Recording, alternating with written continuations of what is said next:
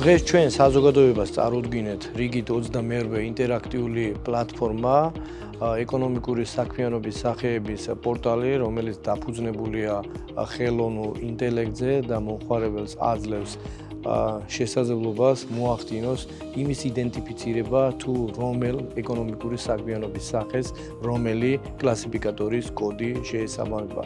გარდა ამისა, დღეს ჩვენ გავაფორმეთ მემორანდუმი საქსტატსა და ეკონომიკური განვითარების კორპორაციას შორის, რომლის ფარგლებშიც საქსტატი კორპორაციაც უზრუნველყოფს თავისი საქმიანობისთვის საჭირო სხვადასხვა სახის დეტალური ინფორმაციით. გარდა ამისა, მხარეები ვთანხმდებით, რომ პერიოდულად გავმართავთ ერთობლივ თემატურ სამუშაო შეხვედრებს, რომლის ფარგლებშიც განვიხილავთ ორივე მხარესთვის, ორივე უწყებისთვის საინტერესო საკითხებს. კორპორაცია უკვე მრავალი წელია საკუთარ საქმიანობაში იყენებს ეკონომიკური საქმიანობის კლასიფიკატორს და აღნიშნული კლასიფიკატორის გაციფრულება და ხელოვნური ინტელექტის გამოყენებით მისი დამუშავება არის ძალიან მნიშვნელოვანი ჩვენ საქმიანობისთვის, რადგან ის გაუმარტივებს ჩვენს ბენეფიციარებს და პარტნიორებს იმას, რომ მათ მარტივად მოახდინონ იდენტიფიცირება თუ რომელია მათი შესაბამისი ეკონომიკის კლასიფიკატორი და შემდეგ მათ ისარგებლონ ჩვენი პროგრამებით უკვე შეუფერხებლად.